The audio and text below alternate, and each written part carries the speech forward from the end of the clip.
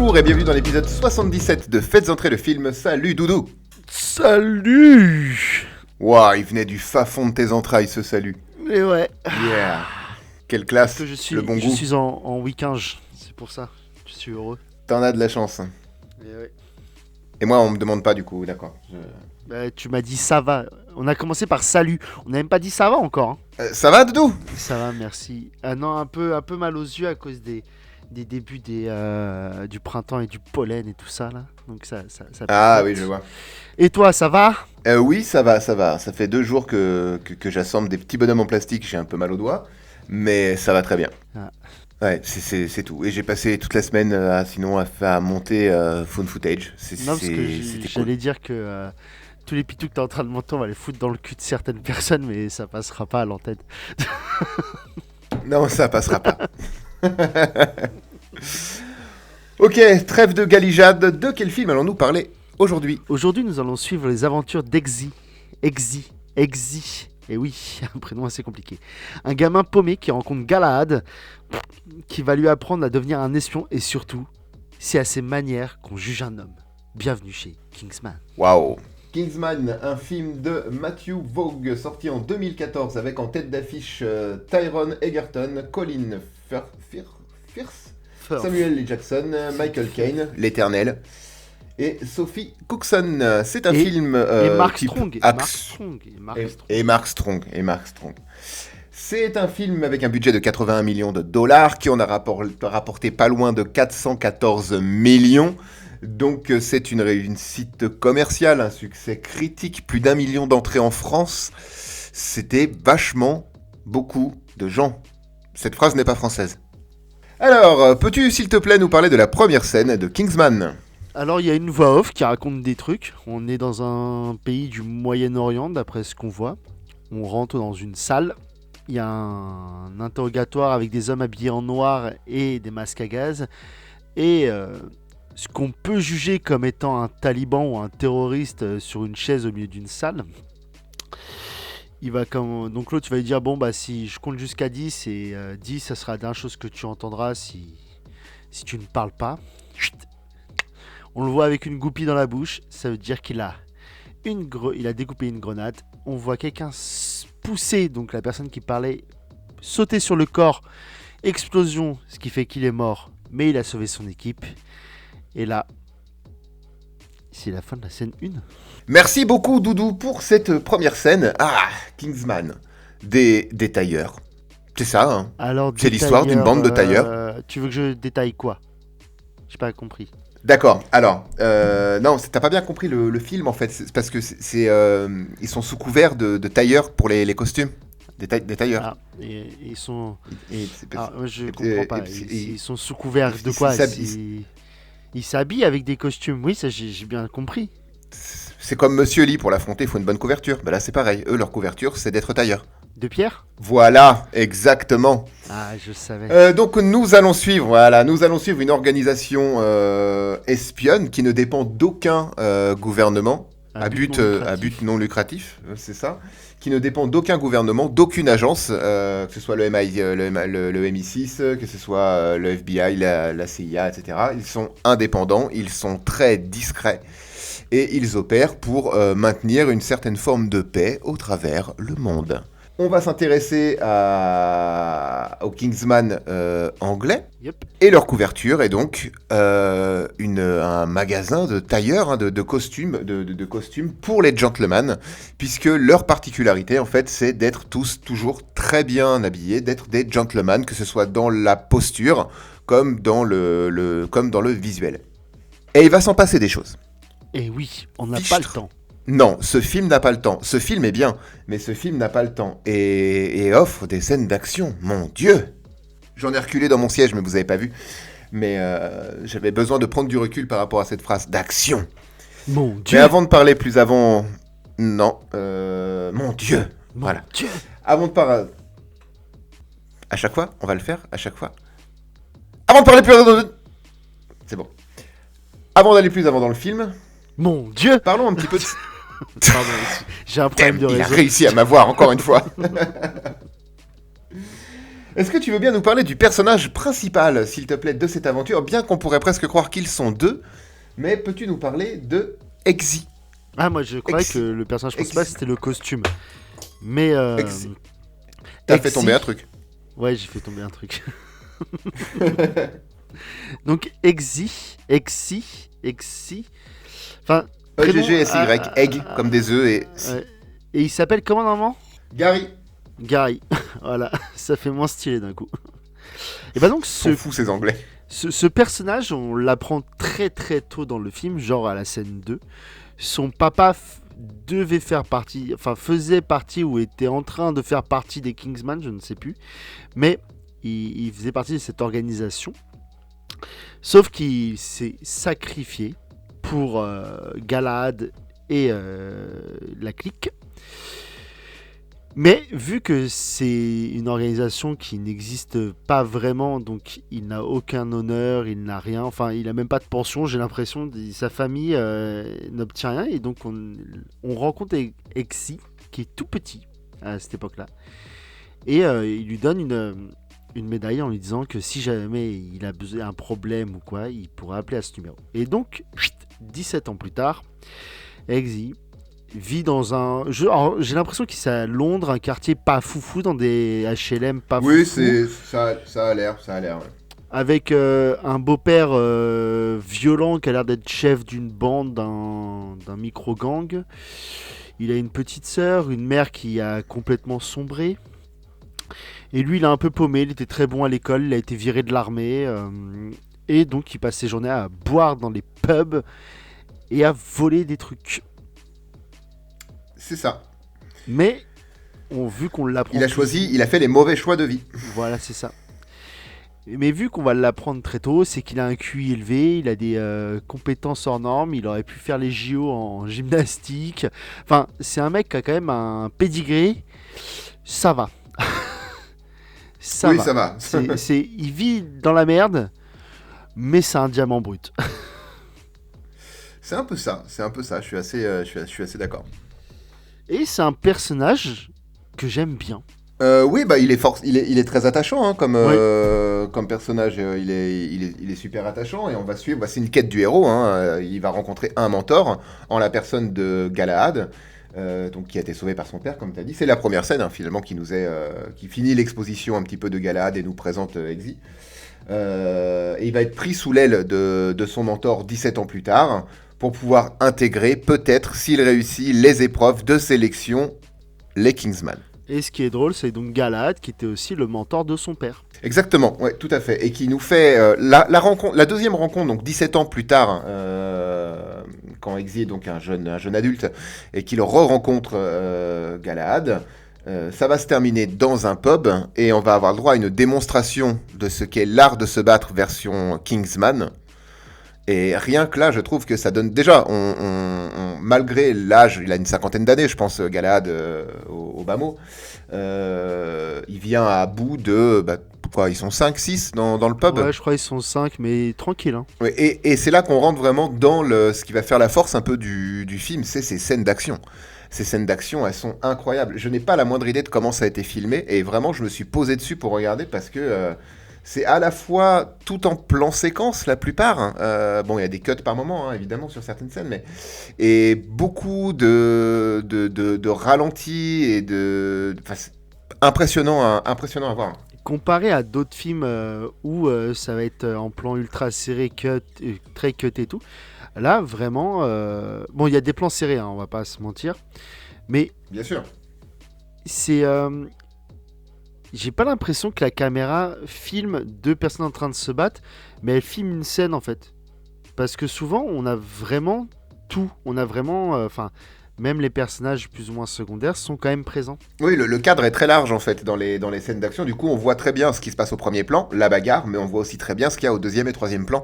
Et c'est en ça que ça les rend intéressants. Il y a énormément de CGI qui sont utilisés pendant ces scènes d'action, beaucoup d'acteurs numériques par moment. Ça se voit un petit peu, et ça gêne absolument pas ni la compréhension, ni ce que ça veut nous faire passer. Hein. Ça fonctionne super bien. Mais je vais pas dire que c'est aussi bon que ce qu'avait proposé Matrix à sa sortie avec le bullet time, mais c'était vachement rafraîchissant en fait. Ce film qui a un scénario tout à fait lambda de base, mais qui propose des scènes d'action qui sont explosives. Et pour moi, c'est aussi une parodie de film d'espions. Des films d'espions, bien sûr. Mais d'ailleurs, ils en jouent beaucoup, surtout quand Galahad, donc deuxième personnage principal, mentor de Eggsy, va rencontrer l'antagonisme du film, donc Samuel L. Jackson, avec un zozotement, que ce soit en VO comme en VF, ça zozote sévère. C'est pas facile à dire, sévère. Respect à toutes les personnes qui ont un cheveu sur la langue, hein, évidemment, mais là, en l'occurrence, c'était très drôle. Ils vont dîner ensemble, donc le héros, l'antagoniste, et ils vont parler de vieux films d'espions, puisque l'un et l'autre essayent un petit peu de se jauger.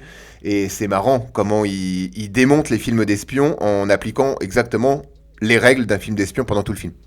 Oui, et très drôle dans ce repas aussi, c'est que donc c'est une grande table, du vin, enfin très cher, parce que je sais plus quelle année il dit, mais c'est un truc de malade. Et ils vont manger un McDo. Oui, tout à fait. Ils sont tous tous les deux à une grande table. Vraiment, c'est un dîner très guindé, prout-prout, machin. Et quand le bras droit, qui est une bras droite, du coup, de l'antagoniste arrive, elle lève un gros couvercle en argent et dans le plat, ouais, il y a que du McDo. Et ils vont disserter d'ailleurs un peu sur le McDo. Parce que c'est comme ça. Et ça fonctionne très bien. Et avoir Samuel L. Jackson dans un rôle, c'est un enfant, l'antagoniste. C'est un enfant.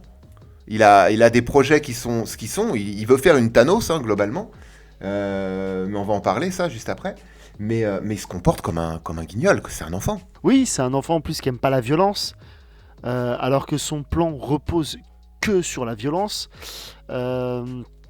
Il aime pas la vue du sang, alors que et c'est pas même sa scène d'exposition à lui, elle est magistrale. Non, mais j'aimerais bien qu'on parle de son plan. Parce qu'il y a, en toile de fond, il y a des méchants, il y a des gentils espions qui affrontent un méchant qui a un plan pour détruire et contrôler le monde. Il y a une vraie portée un peu écologique derrière. Alors, c'est donc Samuel Jackson qui est Valentine, donc le V.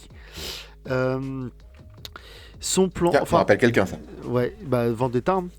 C'est. Donc, c'est un multimilliardaire. Vraiment, voilà, il a beaucoup d'argent grâce à Internet et tout ça. Il s'est rendu compte que le réchauffement climatique, enfin, il le dit très bien, enfin, que en gros, l'humain est un virus pour la planète, sauf que normalement, un virus n'est pas fait pour tuer son hôte, alors que l'humain, si. Et qu'à un moment donné, il faut purger un peu la planète de ces virus. Et c'est là puisque le réchauffement climatique serait l'équivalent de la fièvre dans un corps humain pour tuer le virus. C'est ça. Et jusque-là, donc très bien, c'est un plan. Enfin, c'est pas un plan, c'est une thèse de base qui est compréhensible. Une idéologie comme une autre. Voilà. Ouais, et puis tu dis ok, d'accord, on peut adhérer à ça. Sauf que lui, vu qu'il est ultra riche, il décide d'offrir des cartes SIM, donc ce que vous mettez dans les téléphones, à, je crois, c'est 1 milliard de personnes qui en ont, qui sont distribuées donc, à travers le monde. Mais pourquoi, me direz-vous, des cartes SIM? C'est bizarre comme plan. Oui, sauf que il a créé une espèce de machine d'ondes. Enfin, ces cartes SIM vont envoyer des ondes donc, dans l'air et ça va rendre violents les gens. Mais violent, pas violent en mode ah je suis violent aujourd'hui, je suis chafouin. Violent au point de tuer la personne qui est juste à côté de. C'est ça, c'est vraiment violent, ça bloque les inhibiteurs et ça rend les gens complètement pour dire à quel point insensibles à la douleur. Ouais, pour dire à quel point ça en devient violent, il y a une mère qui essaye de tuer sa petite fille quand même. Qui est la mère de Eggsy d'ailleurs, voilà. c'est dans l'acte 3 du film. C'est ça. Donc vraiment son plan c'est. Tu es la plupart des gens, sauf une poignée de personnes qui ont été choisies par lui et qui ont accepté son idéologie. Et voilà. Mais ce que je trouve très marrant, moi, sur son plan, si on peut faire juste un point idéologique et politique sans rentrer trop dans le truc, c'est que c'est un multimilliardaire qui décide de faire un génocide, tout simplement. Et les personnes qu'il va garder, c'est que des gens riches, des gens importants, des gens fortunés. Donc en gros, tout ce qui est le prolétariat, les pauvres et les gens de la classe moyenne, eux, vont être sacrifiés. Ce qui est ultra drôle parce que tu perds toute ta main d'œuvre. Oui, Donc c'est complètement. vraiment c'est pour là où moi je trouve que c'est vraiment aussi un côté certes l'idéologie de base elle est intéressante mais c'est aussi très caricatural. Le film montre un méchant très caricatural. C'est oui nous les très riches, les très machins, on va changer le monde, mais on va tuer la Mais il n'y aura plus personne quoi. pour nous torcher le cul après, en fait. C'est ça. Et c'est là où je Et trouve ça très drôle. c'est le discours de l'agent Smith avec une mise en pratique de Thanos, en fait, C'est son ça. plan à l'échelle uniquement humaine, et tout en restant dans le concret et pas Et de là, science-fiction, etc. Mais c'est c'est exactement pas ça. une personne sur deux, hein, là, c'est vraiment tout le monde, hein. Quand tu vois, par exemple, on voit des images de Rio et de Londres où c'est vraiment tout le monde se tabasse. Oui, parce que son plan va être mis à exécution, en tout cas pendant quelques instants, avant que, c'est dans l'acte 3 du film bien sûr, avant que Eggsy, évidemment, qui est un des seuls Kingsman restants, arrive à déjouer ce plan. Mais on a aussi une première scène un peu test de ça, hein. Ils ont déployé les cartes SIM déjà au travers plusieurs pays. Et ils veulent tester l'efficacité de ces fameuses ondes. Et ils vont tester ça dans une église. Alors l'église déjà, la prêche, elle est hardcore. Bah, c'est vraiment l'église un peu sectaire. Ouais, comme tu dis, hardcore, c'est vraiment tout ce qui est différent de l'homme blanc est mauvais. Enfin, même l'homme blanc C'est très bien hétérosexuel, résumé. c'est l'homme blanc hétérosexuel marié. Enfin, vraiment quand on vous dit ouais un religieux intégriste blanc, et ben vous avez cette image là, c'est ça. Tout ce qui est différent de ça doit mourir. C'est exactement ça. Et cette scène, je la trouve, avant quand d'un coup donc Harry Galahad, il décide de partir parce qu'il est là, il écoute, il dit putain, il y en a beaucoup de la merde quand même qui est dite. Et il essaye de se lever pour partir. Et t'as une femme qui lui dit vous allez où? Il fait bah je pars. Elle lui dit bah non. Et il lui sort une réplique, elle est magique, on peut pas la dire truc, mais en gros c'est je suis une catin proteste, enfin c'est une catin catholique, je vais retrouver mon petit copain juif et noir. Tu sais, voilà, et vive Satan.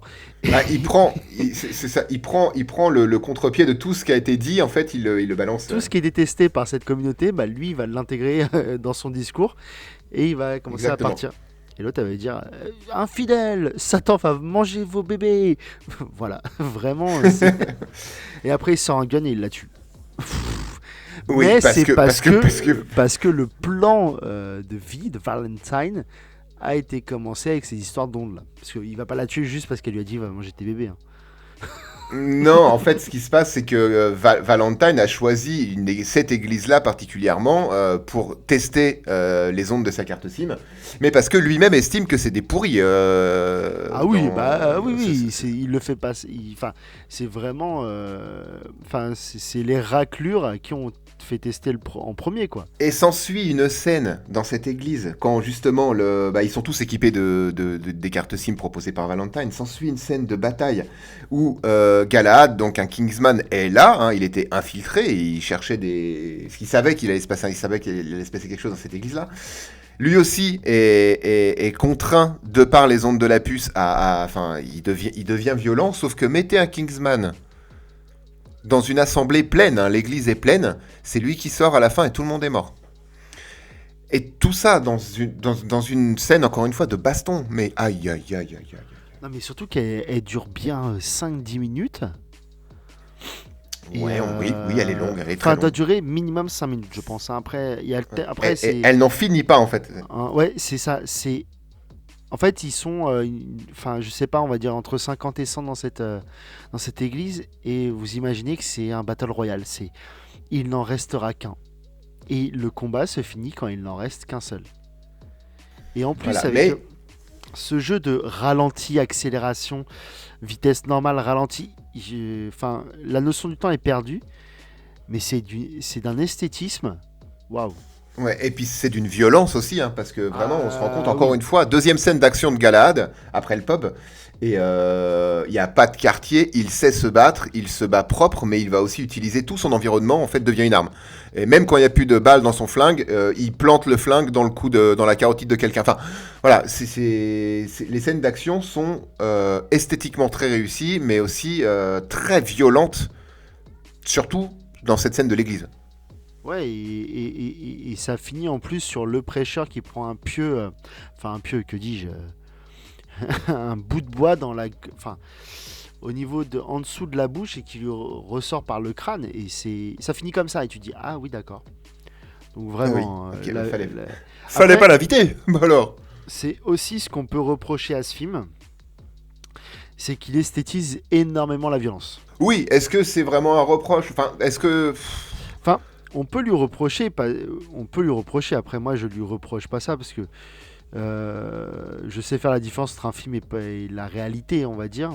Voilà, merci. Hein. Mais parce que, comment dire, je pense qu'on traitera ce film plus tard parce que j'ai vraiment envie de parler, par exemple, de John Wick. Ouais, John Wick qui est oui. dans un tout autre registre, hein, qui est beaucoup plus sombre et tout, mais qui a des scènes pareilles d'action qui sont folles, elles sont esthétiques, elles sont chorégraphiées au millimètre, et je sais que pour certains c'est un problème qu'on esthétise autant la violence. Alors je suis d'accord sur le fond que la violence ça ne doit pas être esthétisé, mais sans déconner ça reste un film. Je veux dire quand on joue à des jeux vidéo et que voilà, bah, c'est pareil, à un moment donné il faut savoir faire la part des choses. Parce que moi, ce qui me plaît dans ce film, bon, déjà, c'est l'espèce de critique du film d'espion, parce que bon, on a tous bouffé des Jason Bourne, des James Bond et tout, où c'est ultra sérieux. Et là, c'est complètement décomplexé, et moi j'aime beaucoup. Et les scènes de fight sont pour moi incroyables. Je sais pas, comme tu dis, je sais pas comment ça a été filmé, mais chapeau bas à l'artiste, quoi. Vu que je l'ai regardé aujourd'hui et que j'avais pas mal de taf au demeurant, j'ai pas eu le temps de me pencher sur la question et de regarder comment, enfin, de trouver des making-of en fait. Mais c'est un truc que je vais chercher parce que ça m'intéresse de savoir comment ce rendu à l'image a été possible. Parce que c'est vraiment très bluffant et c'est très moderne hein, dans la façon de filmer. Et ça rend vraiment ce film, en tout cas, ou en tout cas au moment de sa sortie, ça le rendait vraiment unique pour ça. Comme autant que Matrix a pu rendre ses scènes de bataille, de baston ultra chorégraphiées, etc., uniques en son temps avec le bullet time, etc. Après, Mathieu Vaughn, le réalisateur, il n'en était pas à son coup d'essai non plus, hein, en termes de castagne ou quoi, et on avait vu le droit aussi à Kick-Ass. Oui, oui, bien sûr. Enfin, enfin, il est bon dans ce qu'il fait. Et puis, les Kick-Ass sont excellents aussi, hein. Pareil, il y avait Alors, il a fait que le premier Kick-Ass, il me semble, Ouais, mais il y avait une esthétique, il y avait une façon de filmer les... Et il y avait une façon de filmer les batailles qui était beaucoup moins esthétique que dans Kingsman, mais où on sentait vraiment l'impact des coups dans Kick-Ass. De ce que je me souviens, ça fait un moment que je l'ai pas vu, tu sentais vraiment que quand ça cognait, vu que finalement Kick-Ass, il a pas de pouvoir, quoi, à part d'être un peu insensible à la douleur. Et tu sentais vraiment ouais, l'impact des tonfas sur lui quand il se prenait des coups de bâton, etc. Ouais, il a mal, et ça, la captation, en fait, le faisait bien, bien ressentir. Oui, c'est ça. Mais je suis totalement d'accord avec toi. Ah, ça fait plaisir. C'est si rare. Oui, c'est vrai. Ça doit être la première fois en 77 épisodes. Ouais, j'ai vraiment cru que t'allais dire en 77 ans, mais... Presque. aussi. C'est le temps ressenti. J'aimerais qu'on parle un peu de l'entraînement des Kingsman. C'est-à-dire qu'il faut remplacer... Un des Kingsman est mort, donc il y a une place qui est ouverte. Eggsy est recruté par Galahad, et ils sont plusieurs prétendants au titre pour être le nouveau Lancelot. Et leur entraînement, ouais, ça rigole. On a vu des entraînements dans d'autres films qui étaient violents, plus violents, ou en tout cas autrement. Mais là, il est psychologiquement dur. Ouais, bah surtout que j'aime beaucoup le truc dès le début en plus, quand Eggsy va rencontrer d'autres personnes, dont Roxy, qui va lui dire, oh, parce que ils arrivent, genre première phrase de Merlin, donc un peu le formateur, le chapeauteur, le geek de l'équipe des Kingsman. Il leur explique, il leur dit, vous savez ce que c'est ça? Et il montre quelque chose sur un lit, donc bah, moi perso je savais pas ce que c'était, hein. Il fait ses nousses mortuaires. En gros, vous écrivez votre nom dessus. La personne qui doit recevoir ça, Et c'est votre... en gros, c'est votre contrat. Vous acceptez de mourir pendant votre entraînement. Et premier entraînement, ils sont tous heureux d'avoir plus ou moins réussi. Et là, il dit, bah, pour moi, vous avez échoué. Parce que regardez là-bas, il y a une personne qui est morte. Et tu te dis, putain, dès l'entraînement 1, il y a déjà une personne morte. C'est ça, et pour recontextualiser un petit peu et donner de la visibilité, le premier entraînement, ils sont dans leur dortoir très, enfin c'est très moderne, tout est métallisé, etc. Il y a de la lumière LED partout, c'est l'heure du dodo, ils éteignent leur lumière, et là, sans un bruit, sans rien, il y a de l'eau qui sort du sol et qui va inonder complètement la pièce vraiment en très peu de temps, en moins d'une minute, ils sont entièrement dans l'eau. Et vu que Exy, il vient de la ville, enfin vraiment c'est un zonard à la base, il a aucune formation tellement militaire, parce qu'il s'est même fait envoyer des marines, etc. Et il a pas les mêmes réflexes que les autres qui viennent certainement, enfin qui sont un peu plus entraînés. Donc tous les 5 autres membres qui sont là pour passer le casting Kingsman ont l'idée d'aller soit récupérer un tuyau de douche pour pouvoir respirer dedans en l'enfonçant dans les, dans les toilettes parce que ça offre une réserve d'air inépuisable, etc. Exil, lui, il va passer en force puisqu'il va essayer d'ouvrir la porte, mais la porte est verrouillée. Et du coup, il va repérer un miroir sans fin, un miroir sans teint à l'autre bout de leur dortoir et il va le péter au point parce que c'est possible, et faire évacuer l'eau. Et c'est à ce moment-là qu'ils sont tous admis, sauf, comme le dit Merlin, bah, vous avez tous échoué parce que vous avez perdu une des membres, et qui en fait n'est pas vraiment morte. Mais ils vont le croire pendant longtemps. Bah, surtout que ça sortira comme ça. Hein. Tu te rappelles, la fille qui est morte ? Ouais. Bah, en fait, elle est dans notre bureau à Berlin. C'est vraiment... Voilà, elle était... Parce qu'en fait, elle était pas vraiment morte. Ah, d'accord. Mais c'est comme... Heureusement que j'avais noté son nom, hein, parce que... C'est comme ils ont leur test final. Pour ça, il est horrible, ce test. Comment ? Il est horrible, ce test. Ah oui. C'est horrible. Ils ont adopté un chien. Et on sent que c'est... On leur remet un chien à chacun. Ouais, c'est il y a quelques semaines, quelques mois avant. On n'a pas de temporalité, mais on voit les chiens grandir. Sauf celui de Exy. Parce qu'il a pris un câlin. Un bulldog français. Non, c'est pas un bulldog. L'autre, elle lui dit, je crois que c'est un carlin, un truc comme ça. C'est genre, ça ne grandit quasi pas. Alors que lui pensait prendre un bulldog. Et donc, il arrive à la fin et on lui donne une arme et on lui fait, bon, bah, tue le chien. Donc, ce qu'il va refuser. Il va pointer son arme, lui, directement sur Arthur, donc le chef de Kingsman. Ouais. Vraiment. Et il va entendre le tir de l'autre côté. Et voilà, donc il est recalé. Mais ce que je trouve très drôle dans ce test final, c'est que premier test, on dit que l'esprit d'équipe, c'est ce qui est le plus important.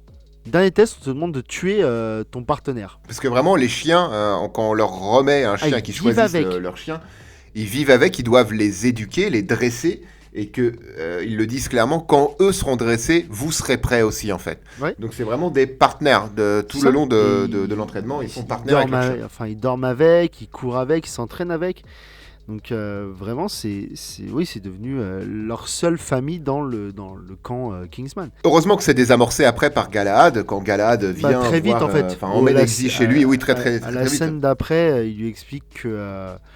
c'était une balle à blanc et que voilà. Parce que lui, j'aime beaucoup moi la scène, comment il l'introduit. Il lui fait t'as raté ça pour un simple chien. Tu sais, donc il l'engueule un peu. Il fait mais vous l'avez fait. Il fait Pecky, bien sûr. Et il ouvre la porte de ses toilettes. Il fait voilà. Et il est là. Et l'autre il fait putain, en plus de l'avoir tué, vous l'avez empaillé. Mais vous êtes vraiment grave. L'autre il dit oui, enfin, j'ai tiré dessus à balle à blanc et puis j'ai vécu 11 ans avec. Et après, voilà. Et tu te dis, ah ouais, heureusement que c'est désamorcé comme ça. Parce que pendant longtemps, tu te dis, mais c'est vraiment des tarés. L'autre, il a empaillé son chien qui vient de l'abattre. et heureusement qu'il y a cette scène pour désamorcer et finalement expliquer que c'était que des balles à blanc. Parce que sinon, ça ne donnait plus du tout un visage humain au Kingsman. C'est ça. Tu te rends compte ça dénaturait leur mission première et leur but premier en fait. Et ça aurait dénaturé même le sacrifice du père d'Exy au début. Bien sûr, ça démystifiait tout et là du coup balle à blanc, d'accord, c'était vraiment juste un dernier test. Et c'est à ce moment-là aussi qu'on apprend que la nana qui passait l'entraînement avec eux faisait partie de l'équipe Kingsman aussi et que du coup personne n'était mort puisque la vie humaine est importante chez les Kingsman. Et oui. Voilà. Mais aussi que s'il réussit à sauver le monde, il pourra le faire par le cul. Et oui. Mais ça, nous ne donnerons pas plus d'explications. On vous laissera le soin d'aller voir le film. Et ça n'a rien à voir avec son chien, hein. C'est 2 scènes différentes, on est bien d'accord. 2 scènes différentes, hein. Il y a Parce que vraiment là, une princesse d'un côté je veux et un dire, chien à un autre moment, hein. La jonction de... Oui, il devait tuer son chien à balles à blanc, et puis s'il sauve le monde, il lui mettra dans le cul. Waouh. Il y avait une virgule, un point. Bref, vous savez comment ça se passe ici, hein. Bah oui, c'est pas... Vous venez pas c'est- d'y arriver, hein, ça se verrait. Hein. Allez, bonjour au nouveau. Vous êtes 70% Bon, et si on à ne pas nous abonner. Ah. Ça faisait longtemps. Ouais. Juste, dernier truc, avant qu'on arrive aux conclusions, je trouve que la bande-son, elle est magique. Elle passe crème. Elle ne surplante pas le film, mais Le elle film est... est rythmé et la musique rythme le film. C'est enfin c'est ça s'emboîte parfaitement. Elle, un des deux musiciens d'ailleurs était à la composition de Kick-Ass aussi, donc du même réalisateur. Ah bah ça se sent qu'il y a un truc et voilà. Mais il a aussi fait la BO de Abraham Lincoln, Chasseur de vampires. Ah mais magique ce film. Magique. Ce Abraham Lincoln, Chasseur de vampires, je sais pas si on en parlera un jour. Et dans le doute, je vais dire ce que j'ai envie de dire. Mais il y a eu... Enfin, le style vampire est très codifié. Et bah Abraham Lincoln a essayé de changer ses codes. Ouais, enfin c'est pas le premier à faire ça, hein. Twilight Ouais, mais, l'avait fait aussi, hein. Ouais, mais changer le code du fait que si t'es un vampire, tu peux pas tuer d'autres vampires, ça devient compliqué cette histoire quand même. Hein. Ça devient un petit peu compliqué, je suis d'accord. Waouh. Mais pour moi, deuxième gros truc que j'ai vraiment aimé dans ce film, c'est le casting. Le casting. Michael Caine, enfin voilà, Mark Strong, Samuel Jackson, Colin Firth, voilà quoi, ça envoie du pâté. Hein. Et pour 81 millions de dollars. Oui, pour 80 millions de dollars, ce qui est très... ne serait-ce que Samuel L. Jackson, c'est incroyable qu'ils aient pu l'avoir. Conclusion, mon ami. Allons aux conclusions. Allons-y. Je t'écoute. Et ben voyez ce film. C'est trop bien. Et pour vous dire même une blague du film que j'ai trouvé hilarante, même si voilà ça se veut pas hilarant, c'est Eggsy qui a nommé son chien JB. Et Arthur lui demande mais JB pourquoi? Pour James Bond? Tu fais non. Pour Jason Bourne? Il fait non. Pour Jack Bauer. Donc vraiment, si t'es pas un JB, tu peux pas être un espion chiant. Et voilà. Non mais ce film est fou. Magnifique casting, musique au top, des images qui sont belles, des phases d'action. Enfin voilà. La scène d'explosion où toutes les têtes elles explosent, c'est un feu d'artifice. C'est stylisé à mort. Non, foncez. Bon, le regardez peut-être pas avec des enfants. Hein. C'est peut-être pas conseillé, mais sinon foncez. Vraiment, c'est un super film. Et toi, Olive? Tout comme toi, hein, vraiment, allez-y, c'est de l'action décomplexée, un scénario qui pisse pas loin, mais qui remplit complètement sa fonction de film d'action, un petit peu espionnage. C'est vraiment du tout bon. Ces scènes d'action sont vraiment incroyablement bien réalisées, et rien que pour ça, ça vaut le coup d'œil. Et le cast est dingue, donc pour moi c'est une vraie valeur sûre. J'ai pas vu la préquelle, donc le film qui est sorti en 2021, j'ai vu les 2 premiers. Petite préférence peut-être pour le premier. Le 2, je trouve que dans mes souvenirs, faudrait que je le revoie peut-être, ça commençait à être un peu trop. Ça a commencé à être beaucoup, surtout cette première scène d'action, de bagarre en voiture de mémoire. Mais à part ça, du très bon, et allez-y, les yeux fermés. Mais ouvrez-les quand même pour regarder le film, sinon ça fonctionnera pas. Je prépare cette vanne depuis 15 minutes. Et B. Ouais, non mais je suis pas aussi bon que toi. Hein. Ah, moi je les prépare des fois, mais des fois je les prépare, donc je pense plus qu'à ça, et puis elles sortent pas du tout, parce qu'il n'y a pas l'occasion. En tout cas, c'était notre avis sur Kingsman. Et voyez-le, vous êtes obligés. Voilà. Moi ça me va. Mais trêve de flagornerie. Il est temps que j'annonce le film de la semaine prochaine. Oui. Et la semaine prochaine, on va parler d'un film que je n'ai pas vu. Donc ça va être l'occasion de le voir. Je fais durer un peu le suspense. Le suspense? Nous allons Le suspense, ouais, c'est comme ça. Nous allons regarder et parler de Valérian et la cité des 1000 planètes. Moi, je l'ai vu au cinéma. Ouais, j'en ai pas eu de bons échos, mais on verra. Et je crois que c'est un Besson. Oui, c'est un Besson. Ce qui sera notre premier Besson. Le À premier sortir. officiel, oui. Et je pense qu'il est encore moins bien que celui qu'on avait fait avant. Enfin, il est largement moins bien. Je sais pas. Enfin, il est Je sais pas. largement Je moins l'ai bien, vu. mais- Ne l'ayant pas vu, je vais pas lui taper dessus, mais Oh, tu lui taperas la j'ai semaine eu des prochaine, hein. échos. Je risque de le taper, peut-être. On verra. Je sais pas. C'est tout pour nous. Oui, c'est tout pour nous. Donc pensez à vous abonner, clocher, partager, liker, Likez, c'est important Tout, vous connaissez, hein, vous connaissez la musique. pour le référencement, tout ça, entre autres. Et puis nous, ça nous fait plaisir. N'hésitez pas à aller sur Kev.io, parce qu'on a L'autre chaîne que vous l'autre retrouverez chaîne. Notre chaîne secondaire. description. Ouais. qui parle pas de cinéma. Non. Non.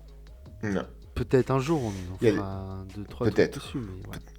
Oui, on verra.